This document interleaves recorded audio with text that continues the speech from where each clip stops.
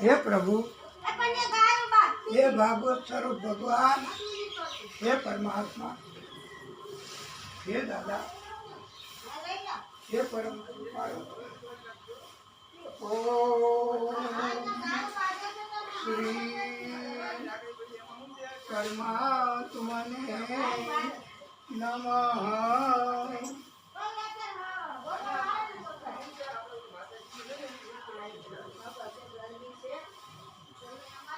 ओम श्री परमात्मने नमः।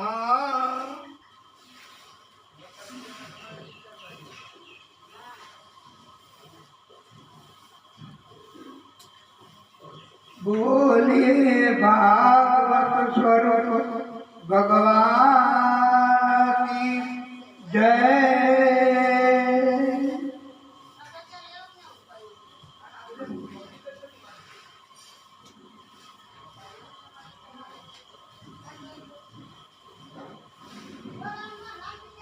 ओम नमो शिवाय। ओम नमो शिवाय। हर हर भोले नमः शिवाय। ओम नमः शिवाय। ओम नमः शिवाय।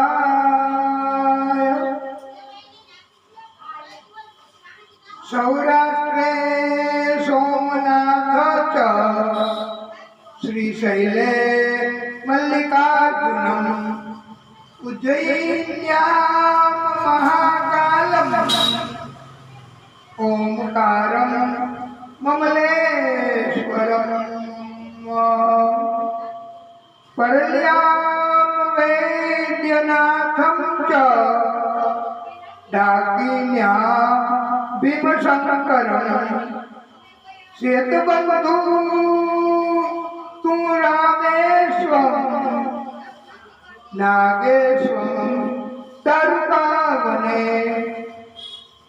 वाराणस्यां तु विश्वेशं त्र्यम्बकं गौतमी तटे हिमालये तु केदारं दुष्मेशं च शिवालये एतानि ज्योतिर्लिङ्गानि सायं प्रातः पठे नरः सप्तजन्म कृतं पापं स्मरणेन विनश्यति। हर हर महादेव शंभु काशी विश्वनाथ गंगे हर हर महेश शंभु काशी विश्वनाथ गंगे अखंड मंडलाकार विश्वनाथ महादेव की जय। वाला भक्तों दिव्य स्मरण થઈ ગયું।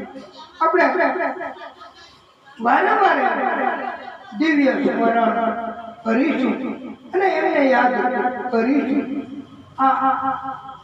एक बार तुम सब लिख लो मेरे भाई कि तुम्हें आज तो पहला दिन बपोरे આવતી કાલે તમારે જે કઈ બોલવું હોય જે કઈ લખવું હોય એ લખીને આવજો અને અહીંયા આવીને તમે બોલી શકશો તો આપણા ભક્તોને પ્રેરણા મળશે।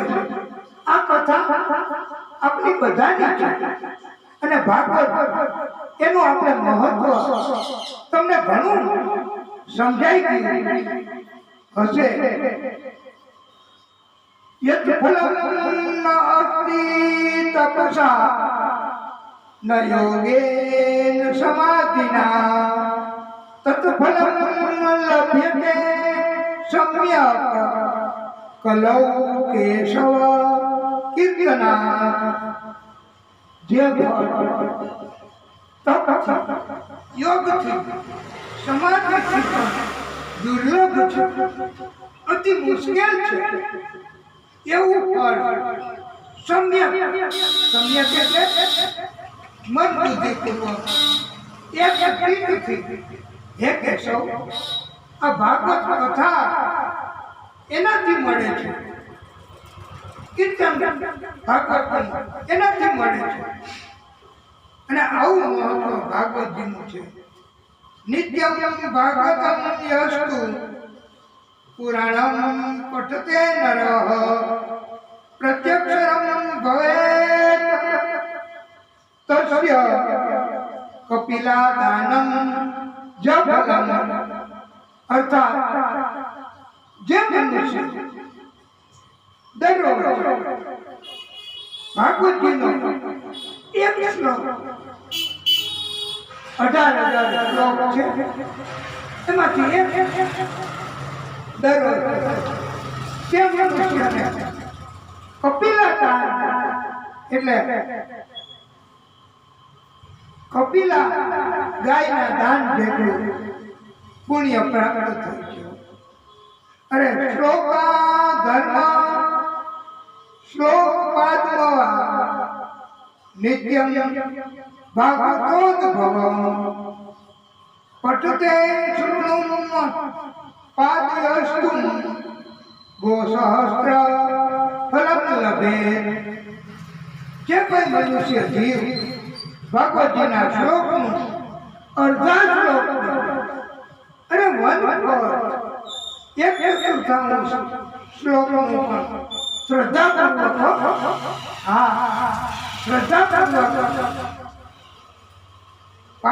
પઠન કરશે તે મનુષ્યને 1,000 ગાય એના દાન જેટલું પુણ્ય પ્રભુ આપે છે. જે ભાગવત એ બીજાને સંભળાવે સમર્પિત કરે એ બધા વક્તાઓ માટે છે કે જે વક્તાઓ છે એ ભાગવત બીજાને આપે છે, સંભળાવે છે, તેને હજારો કરોડો કલ્પો જેટલા લાંબા સમય સુધી એટલે એમ કહો ને વાલા ભક્તો અનંતકાલ સુધી પ્રભુના ધામમાં વૈકુંઠમાં વાસ થાય છે. આ ભાગવત એમનું મહત્વ સમજાવતા એમ કહેવામાં આવે છે દ્રષ્ટવા ભાગવતમ દુહુવત પ્રક્રમે સન્મુખમ હિય પદે પદે અશ્વમેઘસ્ય ફલમ પ્રાપ્નોતય સંશયમ. જે મનુષ્ય જીવ દૂરથી ભાગવતજીને જોઈને એક પગલાના બદલામાં એની સન્મુખ જાય તે મનુષ્યને એક અશ્વમેધ યજ્ઞનું પુણ્ય પ્રાપ્ત થાય છે.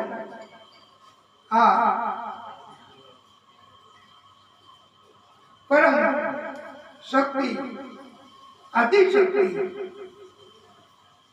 એનો જો આપણે ઘણા ભક્તો એને પામી લઈએ ભગવાનમાં તો એને કઈ પછી જરૂર ન પડે.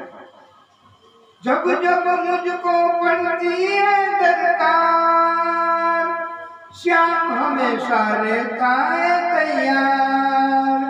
श्याम ने मुझ पर किया बहुत उपकार. श्याम ही मेरे जीवन का आधार. हरदम ये मुझ पर अपना हरदम ये मुझ पर अपना प्यार गाता है.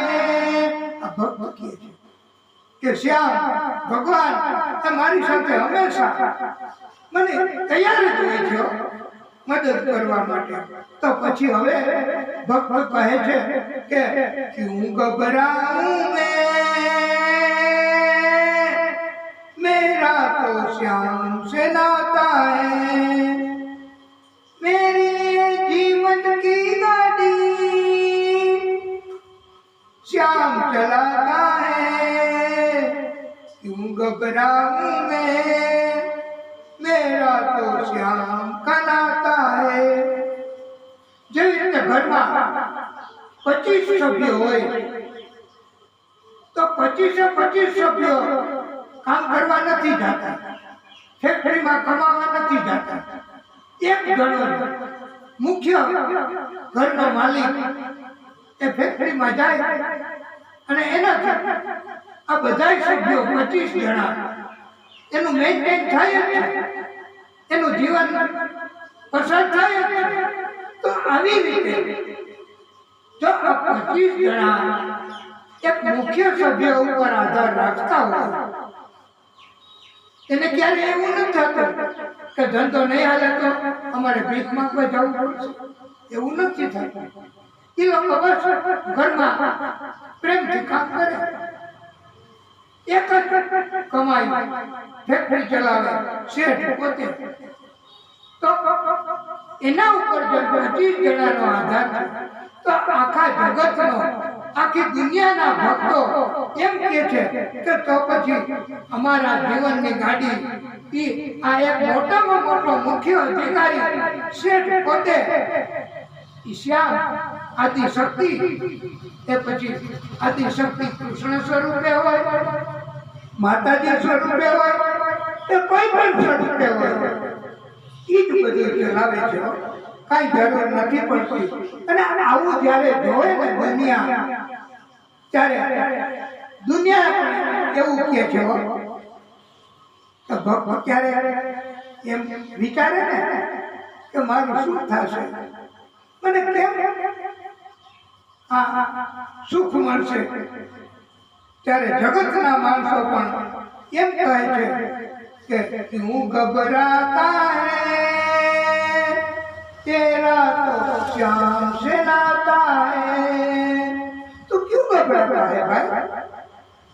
અને ભક્તો હંમેશા એવું જ કહેતા હોય, દીવાના બના દિયા હમેं, મસ્તાના બના દિયા, बनवारी गिरधारी, बनवारी गिरधारी, बनवारी तेरी याद में दीवाना बना दिया. पाप का दरबार मेरा आशियाना हो गया,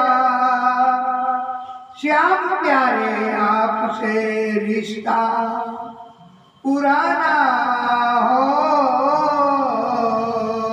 गया. लगन तुमसे लगा बैठे, आगे आगे बात ही सकते. लगन तुमसे लगा बैठे, जो होगा देखा जाएगा, जो होगा देखा जाएगा, जो होगा देखा जाएगा. तुम्हें अपना बना बैठे, तुम्हें अपना बना बैठे, जो होगा देखा जाएगा. लगन तुमसे लगा बैठे, जो होगा देखा जाएगा. कभी दुनिया से डरते थे कि छुप छुप याद करते थे. भगवान ने याद करवामां हो, भगवान નું કીર્તન કરવામાं, ઘરમાં ઈ કોઈ ન ગમતું હોય ને, ભગવાનનું નામ તો ચોરી છુપીથી પણ ભગવાનનું નામ ભક્ત લે છે લોક પરદા ઉઠ ગયા लोग पर्दा उठा बैठे जो होगा देखा जाएगा कभी ये ख्याल था कभी ये ख्याल था दुनिया हमें बदनाम कर देगी दुनिया हमें बदनाम कर देगी शर्म अब चुका बैठे शर्म अब चुका बैठे तेरे चरणों में आ बैठे जो होगा देखा जाएगा लगन तुमसे लगा बैठे जो होगा देखा जाएगा અને વાલા ભક્તો આ દુનિયા એમાં નહીં પડતા દુનિયા તો તમને આમ આવી વાતો કરશે વિરોધની વાતો કરશે દુનિયા તો કઈ ને કઈ કહેવાની તમે કથા નહીં વાંચો તો એમ કહેશે કે આ બ્રાહ્મણ છે પણ કથા નથી વાંચતા અને તમે કથા વાંચો તો એમ કહેશે કે એ તો કથા જ વાંચ્યા કરે છે ભાઈ અરે તો બીજું શું કરવું કથા જ જીવન છે એ પછી આગળ આપણે સમજાશે ગોપીઓએ કીધું છે ભગવાન કૃષ્ણને હો કે કથા એ જ જીવન છે એટલે કથા અને દુનિયા બંને બાજુની વાત કરી અને એનો કામ તો બીજું શું ધંધો શું બીજું આપણે કોઈને પૂછો કે તમારો ધંધો શું તો એ કે મારો ધંધો આ ફેક્ટરી છે મજૂરો કામ કરે પ્રોડક્ટ બજારમાં વેચાય પણ દુનિયાનો ધંધો શું જગતનો ધંધો શું તો એ તો ધંધો કઈ ને કઈ કહેવાનું કઈ ને કઈ ટીકા કરવાની કોઈ ને કોઈ નિંદા કરવાની વાતમાં ટીકા વાતમાં નિંદા અને તમે જોજો ક્યારે બહાર નીકળીને તમે એક વાત કરશો ને કોકને તો બીજા 10 ભેગા થઈ જશે કોની વાત કરશો એ કે આ ઓલા નથી દરરોજ કથા બહુ વાંચે એ કે અચ્છા હવે એને તો કેવું પડ્યું છે હવે બીજા લોકો 5 ભેગા થઈ જાય અને 5 જણા આવીને એમ કે હવે આપણે એને ધ્યાનમાં ન લેવું એ તો પગ કરતા લ્યો એને શ્રદ્ધા નથી એને ભગવાન મળવાના નથી ટીકા નિંદા એ તો કર્યા જ કરે कुछ तो लोग कहेंगे लोगों का काम है कहना छोड़ो बेकार की बातों में कहीं बीत न जाए रहना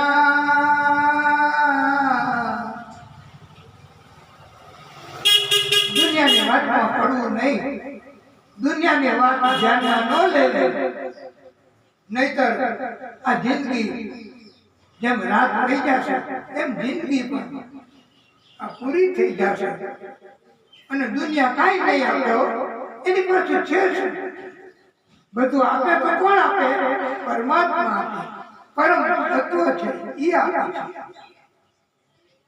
હા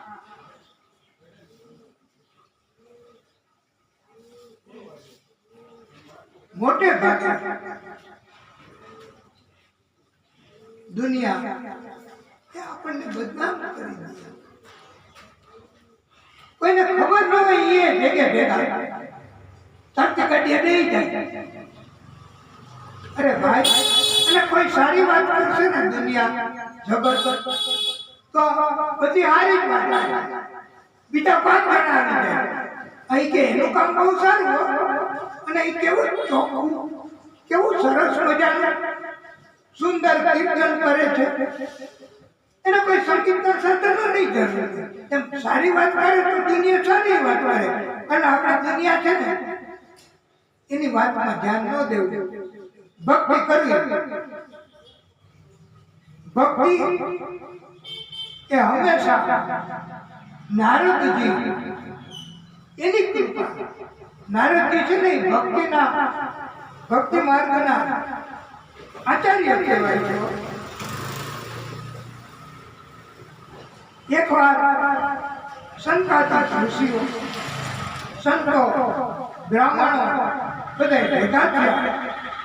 ધર્મ સભા ચાલુ હતી. ત્યારે કીર્તન કરતા કરતા નારાયણ નારાયણ નારાયણ નારદજી આવ્યા. અને નારદજી એને સંતાનિક ઋષિઓએ પ્રશ્ન કર્યો, કથમ દીન મુખ, તમારો ચહેરો કેમ ઉદાસ છે? નારદજીએ કહ્યું, હું મનુષ્ય લોકમાં વિચરણ કરતો હતો. ત્યાં એક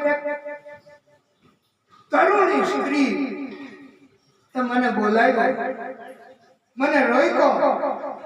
ભોહો ભોહો સાધુ ક્ષણમ તિષ્ઠ મત ચિંતામપી વિનશ્યતિ દર્શનમ તવ લોકસ્ય સર્વથા ગહરમ પરમ. હે સાધુ, હે સાધુ, તમે મારી ચિંતા દૂર કરો. તરુણીએ કહ્યું, આ અપાહી વૃદ્ધો પડ્યા છે મારી બાજુમાં, હું એની સેવા કરું છું. મને મદદમાં આ બધી સ્ત્રીઓ છે, પણ એ ઊભા નથી થઈ શકતા. એ મારા 2 દીકરાઓ છે, જ્ઞાન અને વૈરાગ્ય. અને જ્ઞાનમાં કોઈને રસ નથી મોટે ભાગે, અને એટલે વૈરાગ્ય પણ ત્યાં પણ નથી આવતો. ભક્તિ એમાં રસ જાગે. તમે એમ કહો કે અમારે કથા કરવી છે, તો કઈ કે તમે 5000 રૂપિયા લઈ જાઓ અને કથા કરો. એ ભક્તિ કે પણ જ્ઞાન આપણે તમે કહો ને વિનંતી કરો કે આજે પધારશો, આજે કૃષ્ણ જન્મ છે, તો એ કે ટ્રાય કરું છું, પછી નો પધારે. એટલે જ્ઞાનમાં કોઈને રસ બહુ ઓછો હોય છે, નથી હોતો. અને વૈરાગ્ય તો પછી ક્યાંથી આવે? એટલે નારદજી એમને જ્ઞાન અને વૈરાગ્ય હતા, એમના કાનમાં શ્લોક બોલ્યા, પણ ઉભા થયા, પાછા પડી ગયા. નારદજીને ચિંતા થઈ. એને કહ્યું કે હું કંઈક કરીશ. એ દેવી તમારા માટે. ત્યારે આકાશવાણી થઈ અને નારદજીને સંભળાયું આકાશવાણી, હે પ્રભુ, તમે સત્સંગ કરો. હે નારદ, તમે સત્સંગ કરો, એ જ ઉપાય છે. ત્યારે નારદને કહ્યું, મને એ ખબર ન હતી કે સત્સંગ એટલે શું.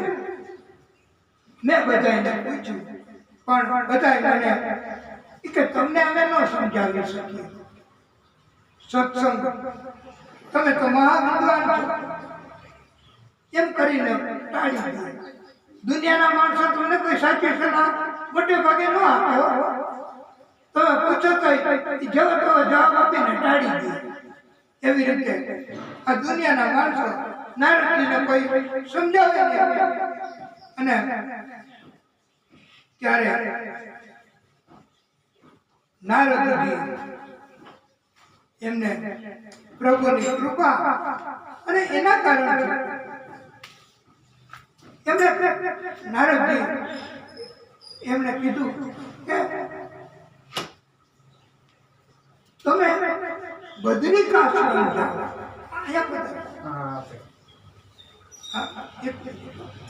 તમે ક્યાં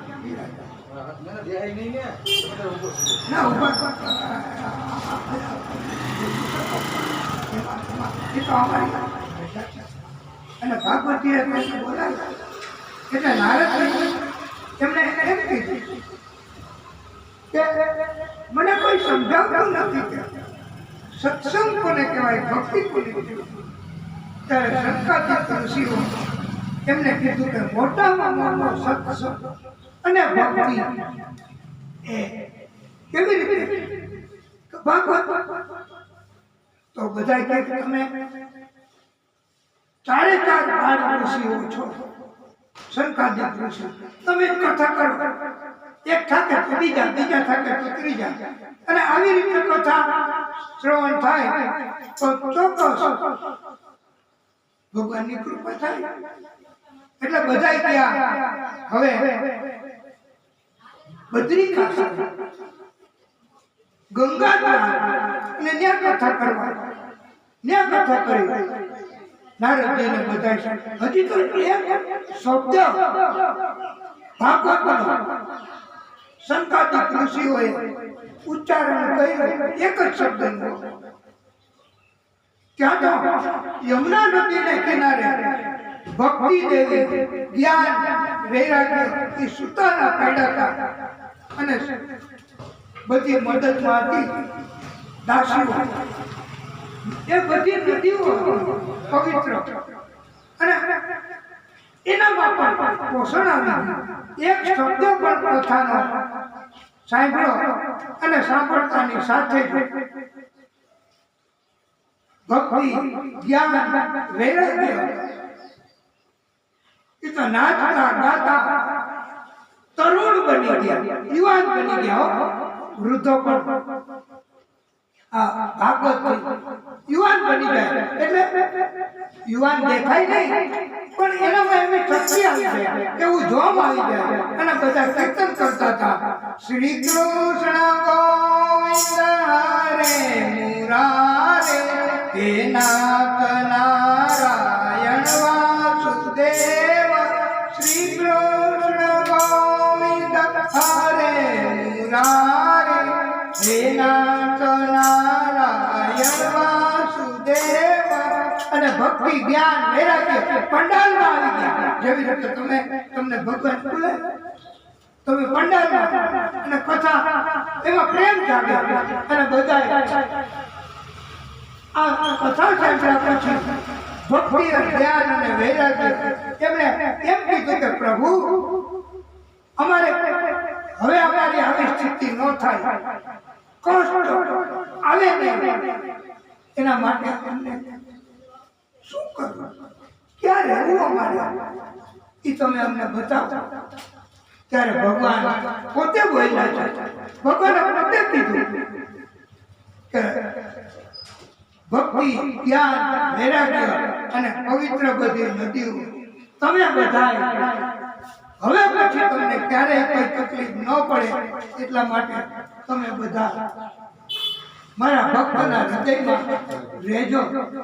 અને મારા ભક્તમાં હૃદયમાં ભગવાન કહે છે કે હું સદાય હોઉં છું. એટલે ક્યારેય ભક્તના હૃદયમાં રહેવાથી ક્યારેય નથી તકલીફ આવતી એમ.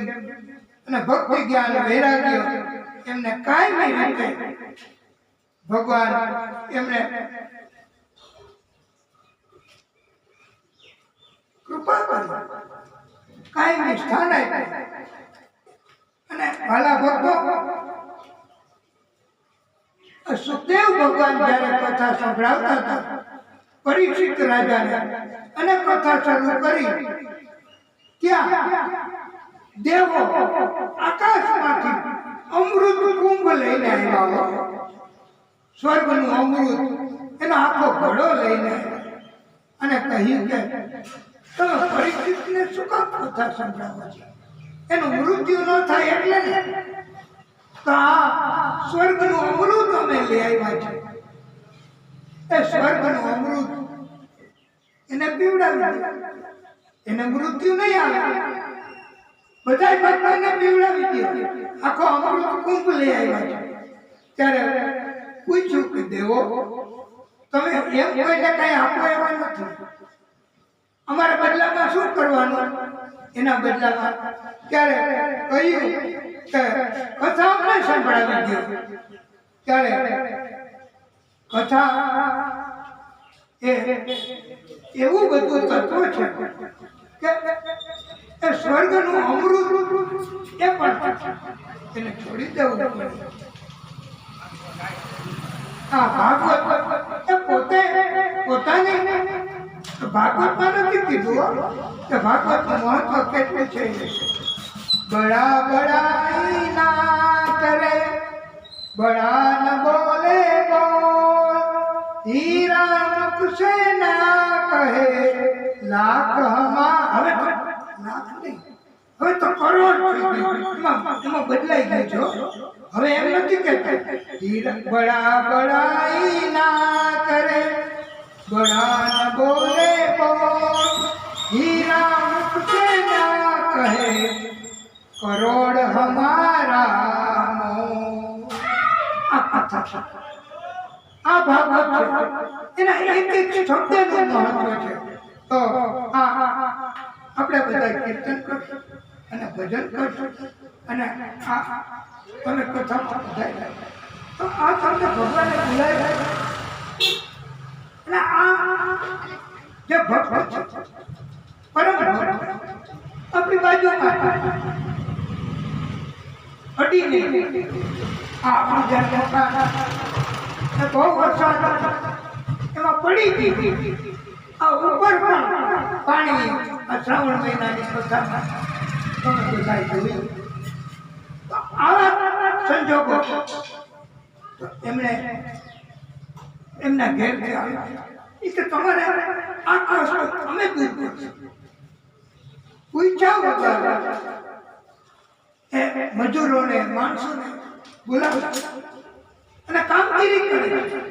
અને આજે તમે બધા ભક્તો આ નવરાત્રી નિમિત્તે આપણે જે ભાગવત કથા, આ ભાગવત કથા એનું કારણ આ ગોવિંદ, એનું નામ જ ગોવિંદ. હવે ઓલા ગોવિંદે એમને હુકમ કર્યો છે એવું માનીને આપણે કહીશું તો બહુ સારું. પછી છોકરા અમને તો એનો પરિચય નહોતો, બાજુમાં રહીએ પણ એની અંદરનું તત્વ જ્યારે જોયું એને કે આટલી બધી મકાનની આવી સ્થિતિ અને આજે આપણે કથા કરીએ છીએ કે ઓલા ગોવિંદે એમને શોધ્યું અને એને આજે કેટલું સરસ કરાવ્યું કે બધું ફૂલ તો થયું. આ તો થઈ ગઈ બધું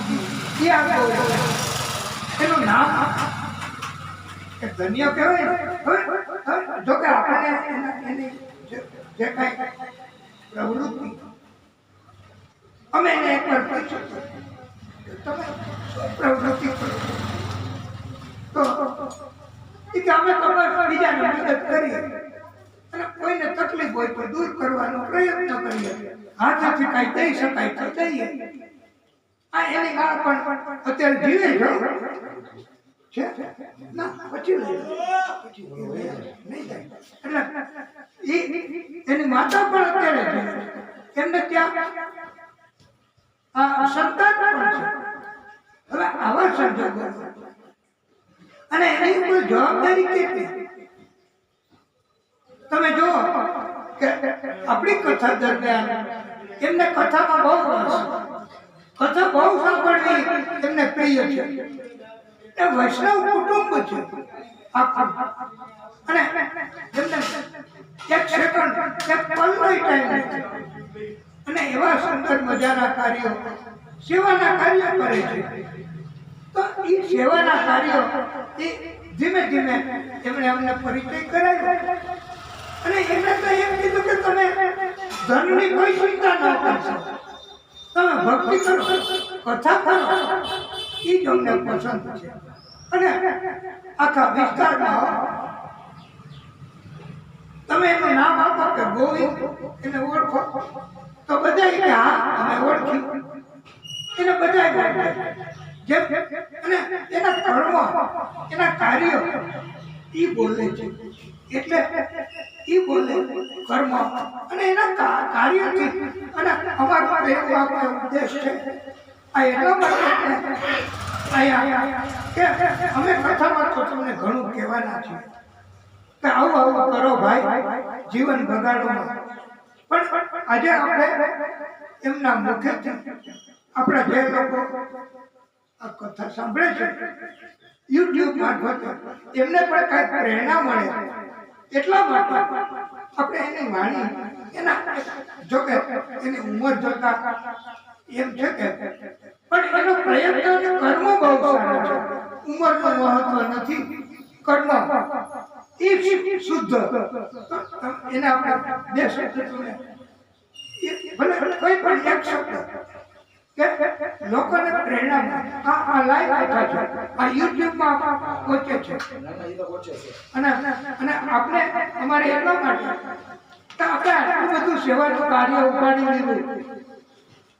તમે જે કાર્ય કરો છો એ બધા અમને ખબર નથી હોતી કે અમારા ભક્તોને ખબર નથી હોતી, પણ તમે એમને કઈ પ્રેરણા મળે એવું તમે કઈ સૂચન કરો, ભગવાન રાજી થાય. અને અમારે કથા પણ કઈ દિવ્ય બને.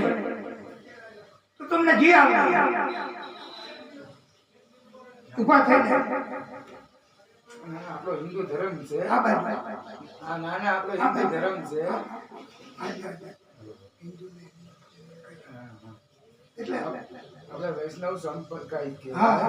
આપણે બધા હિન્દુ કહેવાય. તમે મંદિરે સવારે જવાનું, દીવાબત્તી કરવાના, આપણે ભગવાન પાઠવું, અડધી કલાક આખાદીમાં ગાજવાની, એ આપણો ધર્મ છે. ગમે એ રીતના ટાઈમ કાઢીને કરવું જરૂરી છે. અને આપણા ધર્મ વિશે નહીં કરીએ તો કેના વિશે કરશું આપણે? અને પછી તમારી ઉપર આફત આવે તો એ તમે ભગવાન પાસે જાઓ, એ પહેલાથી પણ તમે જાતા જાઓ એટલે કોઈ દી આફત ન આવે, એવો વિચાર છે અમારો. તમે અત્યારે દરરોજ જે બાળકોને અને છોકરાઓને અને યુવાનોને બધાને ભેગા કરો અને ભેગા કરીને તમે એમને શું શીખવો છો? અહીં આપણા ધર્મનું શારીરિક રીતે આપણે શરીરમાં સ્ફૂર્તિ આવે એ માટે સવારે યોગ અડધી કલાક ફરજિયાત કરવા, હાલવું, મોબાઈલ ઓછો રાખવો, છોકરાઓને ભણાવવો, સદબુદ્ધિને હારી આપો એમ. અને આ કથા ચાલુ થવાની હતી અને પહેલાની કથા ચાલુ થવાની હતી તો ત્યારે શ્રાવણ મહિનામાં કથા થઈ શકે એવું અહીંયા હતું જ નહીં. અને આ ભગવાનની કૃપા હોય તો થાય. અને તમે તમારા મિત્રો માણસો એને બધાને બોલાવી અને આ બધું જે કઈ અત્યારે આપણે સરળતા છે એ જો કે તમારે અને તમારા મિત્રો એના કારણથી જ છે. નહીં ભગવાનના કારણે. અને ભગવાને તમને પ્રેરણા કરી. ભગવાન છે ગમે તેને નથી પસંદ કરતા તો શું કરે કે ભગવાન છે ગમે તેના અધિકારી બનાવી તો એ તો પોતાનું કરે, બીજાને કઈ આપવાના નથી. પણ તમે તમારા પોતાના ખર્ચે તમે પોતાનું ધન રોકો અને તમે કાર્ય કરો છો તો એના કારણથી તમને ભગવાન છે ક્યારેય કષ્ટ આપ્યું? ભગવાને તમને ક્યારેય નિરાશ કર્યા છે કે ભગવાને તમને પણ મદદ કરી છે? ભગવાન હારે જ છે. હા, પહેલું સુખ શરીર છે, બીજું સુખ છે ને પરિવાર છે, ત્રીજું સુખ પૈસા છે.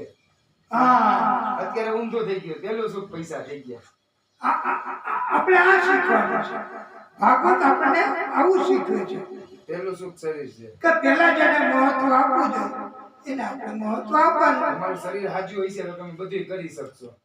બીજું અને પરિવાર સાથે હોય તો બધી કરશો. અને આ ગોવિંદ હામેરાણી એક હરી છે ઈ નહીં, હામેરાણી 10 હરી હોય તો ઓરાય. એના હા એક જ સળીથી તમે કચરો કે ગંદકી કે સ્વચ્છતા નહીં આવે, બધી સળીઓ ભેગી થશે તો એનાથી સારું. એટલે આવું બધું શીખવા થઈ ગયું. અત્યારે મા બાપ તો બાળકોને શીખવે તો એને આ લોકો બધા શીખવે. આ લોકો બધા ભવિષ્યના એવા મજબૂત માણસો આપણા સમાજને આપવાના છે. એને હું બીડું જઈ ગઈ છે. એટલે આપણે આપણી કથા એને દિવ્ય બનાવવા આપણે પણ પ્રયત્ન કર્યો છે અને એમણે પણ સહકાર આપ્યો છે. અને અમારી આ કથા ચાલુ રહી 7 દિવસ. તો તમે ભલે પધરામણી ન કરી શકો, તમારે બહુ કામ બધાની સેવા કરવાનું હોય, તમે આ 3-4 ધક્કા આટલી તમારી જવાબદારી. તમારે નાનું બાળક, તમારે પત્ની, તમારે માતુશ્રી, તો આ બધું તમે એક જ પણ એ થાય છે કેવી રીતે? ભગવાનની ભગવાનની દયા છે. એટલે તમે આ બધા ભક્તોને સારું શિક્ષણ આપજો અને પરોપકારનું કાર્ય કરજો અને તમારું નામ આ ગુજરાત નહીં પણ ભારતની અંદર પણ આગળ વધે એવી અમે ભાગવત ભગવાનને પ્રાર્થના કરીએ છીએ. અને ભગવાન તમને ક્યારેય નિરાશ ન કરે. બસ બોલીએ ભાગવત સ્વરૂપ ભગવાન કી જય.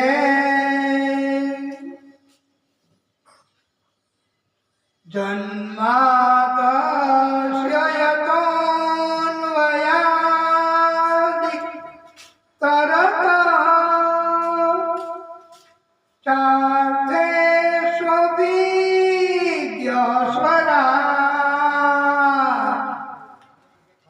એને બ્રહ્મહૃદાય આદિ કવયે મુહ્યંતિયાત સૂર્ય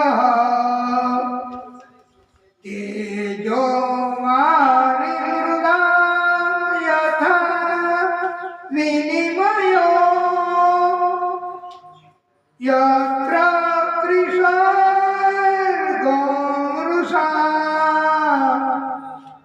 ધામના સ્વેન સદા નિરસ્તકુહકમ સત્યમ પરમ ધીમહિ. આ ગોવિંદભાઈ કીધું એવી રીતે સત્ય એ જ પરમાત્મા છે. સત્ય એ પરમાત્માનું સ્વરૂપ.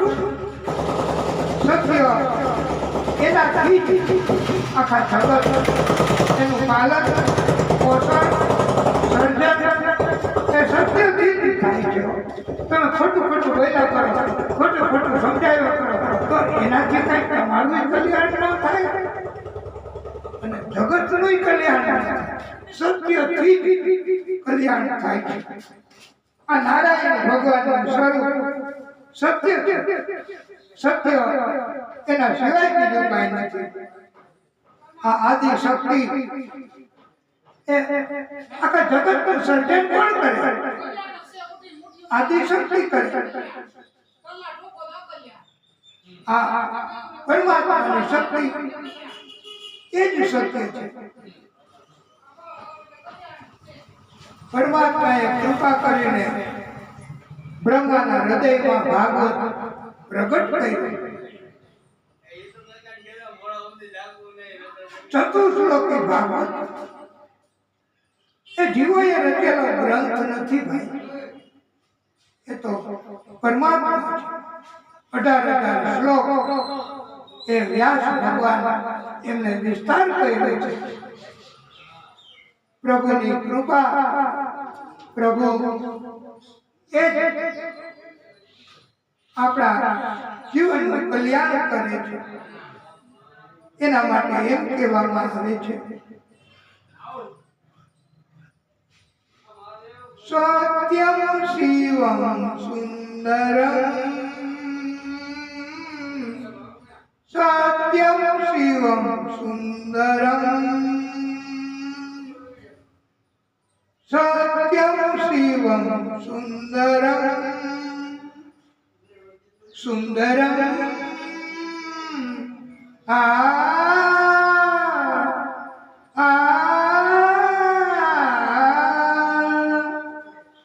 सत्यम शिवम सुंदरम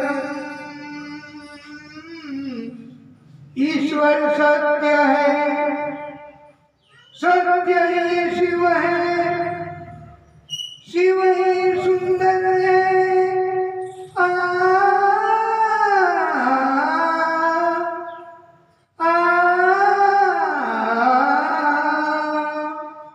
सत्यम शिवम सुंदरम सत्य प्रेम करुणा એ જ પરમાત્માનું સ્વરૂપ છે પરમાત્મા એ દ્રશ્ય માન નથી એને જોઈ ન શકાય પ્રકાશ સ્વરૂપ છે સત્ય સ્વરૂપ છે એનો અનુભવ થાય પણ પ્રભુ ભક્ત માટે થઈ અને પ્રાગટ્ય કરે છે ભક્ત માટે થઈને ભગવાન હંમેશા પૃથ્વી ઉપર કોઈના કોઈ સ્વરૂપમાં આદ્ય શક્તિના સ્વરૂપમાં હોય કે કોઈ પણ સ્વરૂપમાં અને જ્યારે ભગવાન પ્રાગટ્ય કરે ત્યારે એને કોઈ કર્મના બંધન નડતા નથી ભાગવત ગીતા 4થો અધ્યાય 14મો શ્લોક એના મારફતે ઉપદેશ આપ્યો છે નમામિ કર્માણિ લિપ્પન્તિ નમે કર્મ ફલે સ્પૃહા ઇતિ માં ભોગી જાનાતિ કર્મના બંધન એ પ્રભુને પણ લાગુ નથી પડતા એના પ્રાગટ્યને પણ નડતા નથી અને એના ભક્તને પણ નડતા નથી આવા પ્રભુ અને પ્રભુ એમણે આત્મદેવ બ્રાહ્મણની કથા સંભળાવી છે પરીક્ષિત એમને એમની પત્ની બહુ ઝઘડાનો સ્વભાવની હતી શંકાઓ કરે અને બાયધા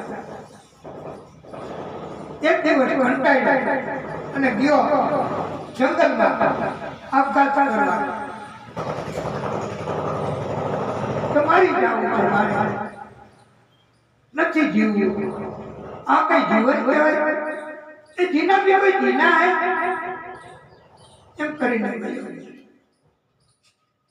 સરોવરમાં પડવા જાય ત્યાં સંતે રોક્યો કે ભાઈ શા માટે કે મારા પત્ની એમ કહે છે કે સંતાન જોઈએ ત્યારે સંતે સમજાવ્યું સંતાન નથી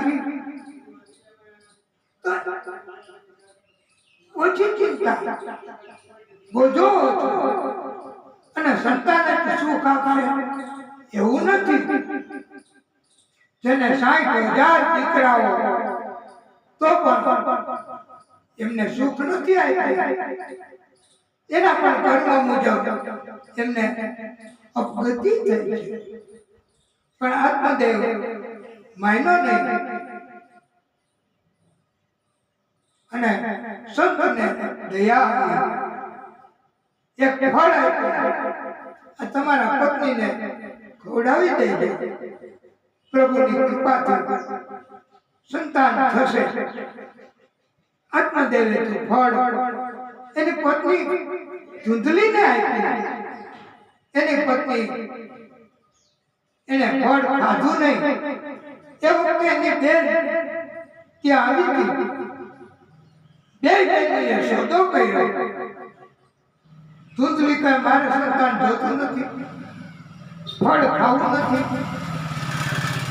એની બેને કીધું કે મારી પાસે સંતાનો ઘણાય છે અને હજી એક પાછા દિવસો છે, તો તું મને પૈસા આપી દે ધન, હું તને મારું સંતાન આપી દઈશ. પછી ફળ તો આંગણામાં ગાય બાંધી હતી, એને ગાયને ખવડાવી દીધું ફળ, અને દૂધળીએ નાટક કર્યું ગર્ભવતીની. અને પછી તો એની બેન પાછી બોલાવી સંતાન નો ટાઈમ થયો ત્યારે, અને ત્યારે એની બેનનું સંતાન ગુપ્ત રીતે ધૂંધલીએ લઈ લીધું, ગુપ્ત રીતે ધન આપી દીધું. એની બેને જાહેર કર્યું કે હવે મને કઈ સંતાન થયું નથી. એ શ્રવી ગયું ગર્ભ. ધૂંધલી એમને ઈ સંતાન ભેટતું લીધું, એને બેનનું સંતાન હતું, પોતાનું થોડું હતું. અને આત્મદેવને કહ્યું કે લ્યો આ સંતાન, અને સંતાનના કારણથી વાલા ભક્તો એનું નામ ધૂંધલી કે તો હું જ પાડીશ, એનું નામ ધૂંધકારી પાડ્યું.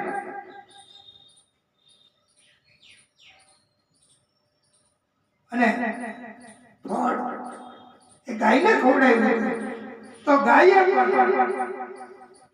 એક માનવ ને જન્મ આપ્યો. એનું નામ આત્મદેવે ગૌકર્ણ રાખ્યું છે. એટલે ગૌકર્ણ એ ગાયનો પુત્ર હતો, અને સંતની પ્રસાદી, સંતનું ફળ એ ગૌકર્ણ, અને ગૌકર્ણ મહાજ્ઞાની અને ધૂંધકારી મોટો ફળ મહાફળ. આ ધૂંધકારી અને બધાને મૂકીને આત્મદેવને આ ધૂંધકારી કષ્ટ આપે, માતા પિતાને કષ્ટ આપે.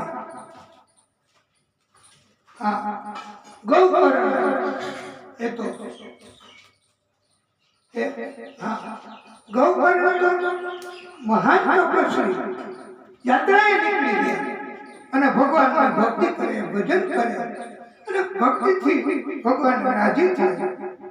આત્મદેવને પછી ખબર પડી કે સંસારો ખલુ સંસારો દુઃખ રૂપ વિમોહ સુતાપસ્ય ધનાપસ્ય. આ કોનું ધન, કોના સંતાન? એ તો પરમાત્માની કૃપા હોય. અને ગૌકર્ણ એમણે એની માં એના પિતા ગૌકર્ણ એના પિતાને ઉપદેશ આપ્યો. પુત્ર અને પિતા વનમાં જઈને તપ કર્યું, અને પિતાને સદગતિ થઈ. એની માં ધૂંધલી એને ધૂંધકારી બહુ ત્રાસ આપે, એને કુવામાં પડીને મરી જવું પડ્યું. આવી દશા કપટ કરવાથી થાય છે વાલા ભક્તો, ક્યારેય કપટ કરાય નહીં. ધૂંધલી એની બેન એને કપટ કર્યું. છૈઠરા આત્મદેવને તો એનાથી કપટનું ફળ આવું હોય છે, અને એને પોતાને મરવું પડ્યું. ગૌકર્ણ તો એની માં વહી ગઈ, પિતા પણ જતા રહ્યા વનમાં તપ કરવા, અને ભાઈ ગૌકર્ણ એ વનમાં વહી ગયો. હવે તો આ એકલો ધૂંધકારી પાંચ વેશ્યાઓને ઘરમાં લઈ આવવા માંડ્યો, અને ચોરી લૂંટફાટ લૂંટી લે ધન. પછી પાંચેય વેશ્યાઓએ કહ્યું કે તમે મોટી ચોરી કરો, પછી આખી જિંદગી આપણે બેઠા બેઠા ખાશું. પણ આવું નથી બનતું વાલા ભક્તો. એ તો આપણી એક જાતની કલ્પના છે. ચોરી કરવાથી, લૂંટ કરવાથી, કપટ કરવાથી ધન આવે તો એ કષ્ટ પણ લઈને આવે. એનાથી આપણને તકલીફ થાય, દુર્ગતિ થાય છે. વેશ્યાઓ વતરું થઈ ગઈ, એને મારી નાખી, દૂધ કાઢીને મુખમાં ધગધગતા અંગારા નાખી અને એને દાટી દીધો. ન્યાને ગોકર્ણ મહારાજ ત્યાં આવ્યા, ફરતા ફરતા અને એમને જોયું કે આ મારું ઘર છે તો હું ક્યાં રહું. રાતના પ્રેતના અવાજ સંભળાના. એને પૂછ્યું, અંજલિ ઠાકરને પ્રેતને વાચા આપી. પ્રેતે કહ્યું, અહં ભ્રાતા ત્વદીય, હું તમારો ભાઈ. ગયા એમાં વિસ્તારમાં પણ શ્રાદ્ધ કરવાથી મને નહીં સદગતિ થાય. મેં આવા પ્રકારના અધમ કર્મો કર્યા છે. એટલે હવે ગોકર્ણ મહારાજે કહ્યું છે કે હું સૂર્યનારાયણ ભગવાન એમના પૂછીશ. ત્યારે સૂર્યનારાયણ ભગવાને કહ્યું છે કે ભાગવતીની સપ્તાહ એનાથી પ્રેતની મુક્તિ થાય. ગમે તેવો પ્રેત હોય તો ભાગવતની કથાથી એની મુક્તિ થાય. 84 લાખ યોનિમાં ફરવું પડતું નથી. એક દિવસે એક ગાંઠ તૂટી, બીજા દિવસે બીજી, એમ 7 દિવસની કથા સાંભળી અને દિવ્ય આત્મા પ્રગટ થયો. એમણે કહ્યું, ભાઈ ગોકર્ણ મહારાજ, મને તમારી ભાગવત કથા સાંભળવાથી મુક્તિ થઈ છે. મને ભગવાને તેડું મોકલ્યું છે, જેને આપણે વિમાન કહીએ છીએ. પ્રેતની મુક્તિ એ ભાગવતની કથાથી થઈ શકે છે.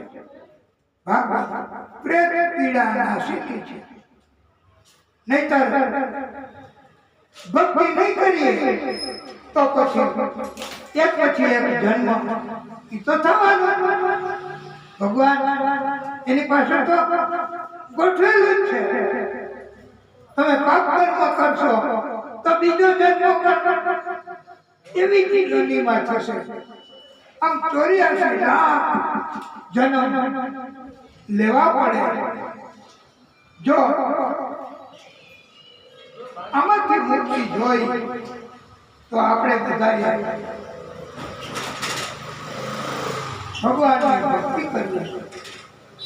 ભજ ગોવિંદ ભજ ગોવિંદ ભજ ગોવિંદ મુંડ મતે.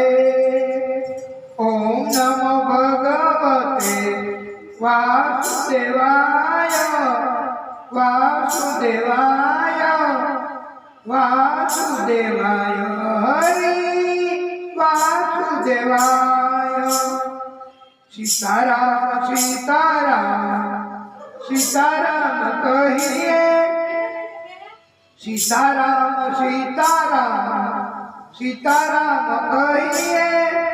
જાય વિધિ રાખે રામ, સાઈ વિધિ રહીએ.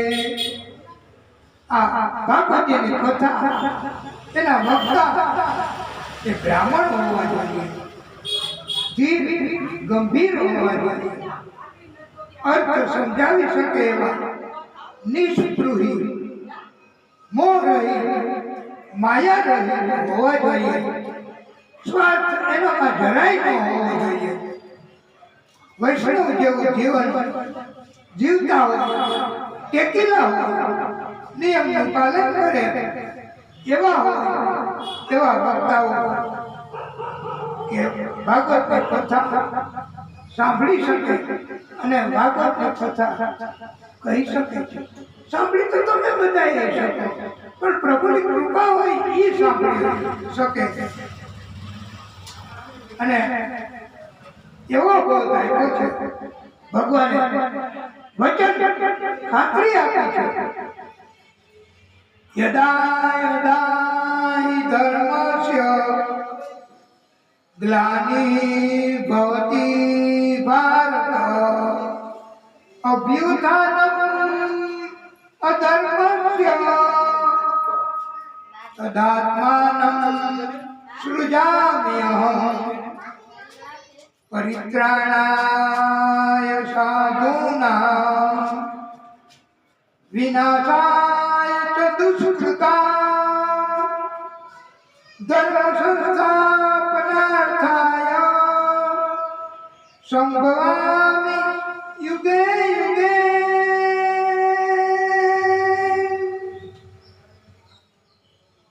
ભગવાને કહ્યું છે કે હું જન્મ પ્રાગટ્ય કરવાનો કોઈ ના કોઈ સ્વરૂપે ભગવાને કષ્ટ દૂર કરવા. તો આપણે બધા ભક્તો એમણે પણ મૂડી ભેગી કરવી તો ભક્તિની મૂડી ભેગી કરવી. અને એટલા માટે તો એમ કહેવામાં આવ્યું છે કરી લે કમાણી હરિ નામની રે કરી લે કમાણી હરિ નામની રે આવો અવસર તને મળે નહીં માનવી ભવભવાની ભાવટ ભાસે રે ભવભવાની ભાવટ ભાસે રે થાશે જીવનમાં કલ્યાણ કલ્યાણ માનવી સાથે આવ્યું ના કોઈ આવશે રે સાથે આવ્યું ના કોઈ આવશે રે જેવો આવ્યો તેવો જાય કલ્યાણ માનવી ખાલી હાથે તારે જાઓ કલ્યાણ માનવી દેહથી જીવ જ્યારે છૂટશે રે આ દેહથી જીવ જ્યારે છૂટશે રે માનવ તારો લૂંટીને ખાશે અલ્યા માનવી માનવ તારો લૂંટીને ખાશે અલ્યા માનવી કરી લે કમાણી હરિ નામની રે અંતકાળે જમણા આવશે રે અંતકાળે જમણા આવશે રે તારું જરી નહીં ચાલે જોર કલ્યા માનવી કરી લે કમાણી હરિ નામની રે કરી લે કમાણી હરિ નામની રે.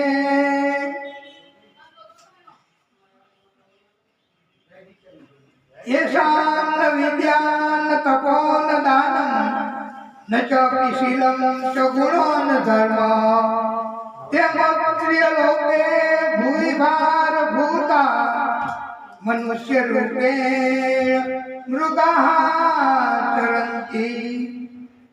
જેનામાં વિદ્યા તપ નથી શીલ ગુણ નથી ધર્મ નથી એ મનુષ્યના રૂપમાં મૃગ જે ભેગા કરે છે એવી સ્થિતિમાં આ મનુષ્ય છે. અને માણસો બધા અહીંથી લઈ લઉં વાથી લઈ લઉં પણ કાંઈ ન મળે હો.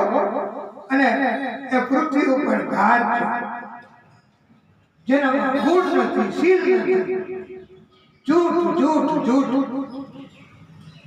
એટલે પશુ સમાન કહેવામાં આવે છે.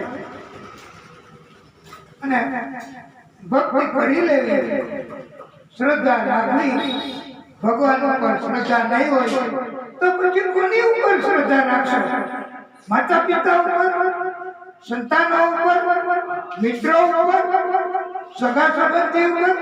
અરે કોઈનું નથી રે, કોઈનું નથી રે. એ તો જ્યારે ખબર પડે ને ત્યારે ખબર પડે ભાઈ. બાકી તો બધા એમ કહે અજમાવી જોજો, અમને હુકમ કરો, અમે બધું કામ તમારું કરી દઈશું. પણ એ તો ખાલી કહેવાનું હોય. જ્યારે તમે એમ કહો ને કે અહીંયા તો આવો ભાઈ, મને જરા આ ગેસનો બાટલો એ સરખો ફિટ કરી આપો, કે હમણાં પછી આવે જ નહીં. મોટે ભાગે આવા હોય છે. અને કોણ કમજોર ઘડી को कौन उठाता है? અને કમજોરી તો આવે આવે ને આવે. झूठे कर्म, झूठी नगरी, झूठे जोगी, झूठी है ये माया. તો કમજોરી આવવાની, અને કમજોરી આવશે ને પછી આ દુનિયા તમને જેમ ગાંઠિયાનો નાસ્તો કરીને કાગળનું પડીકું વાળીને ફેંકી દે ને, એમ તમને આ જગત, આ મોટે ભાગે જગતમાં આવું બને છે.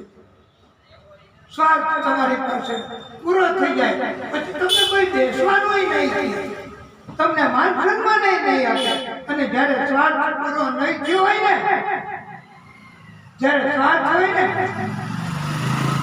ત્યારે એ પધારો,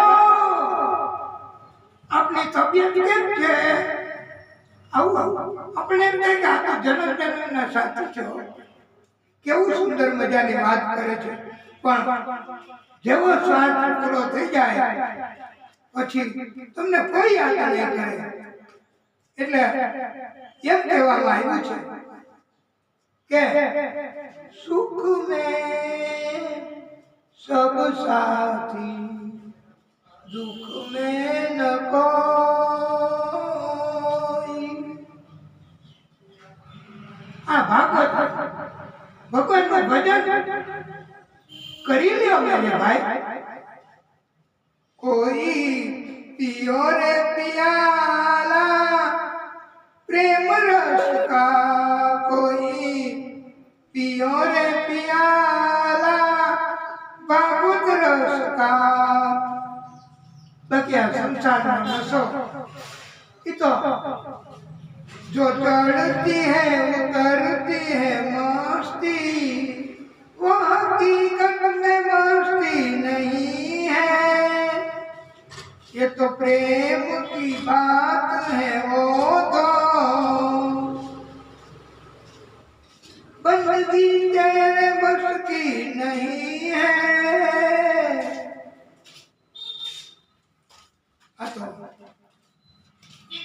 भागवत આપણને પ્રેમ શીખવે છે.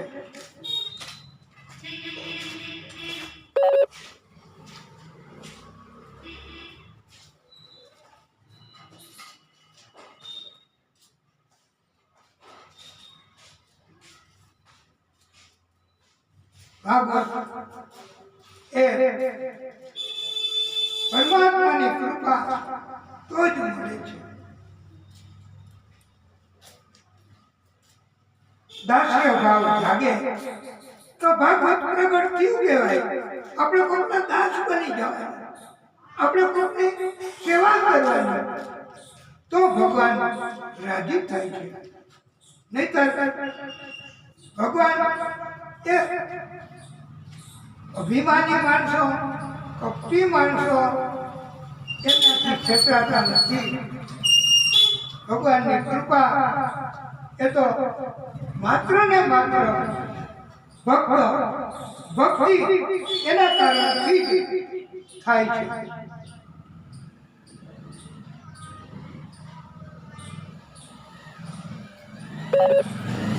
ભગવાન એને વિરાટ પણ ધારણ કર્યું છે.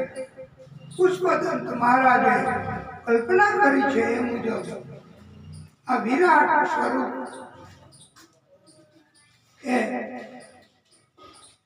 હવે આપણા કથાને વિરામ આપીએ, પછી વિરાટ સ્વરૂપની વાત કરીશું.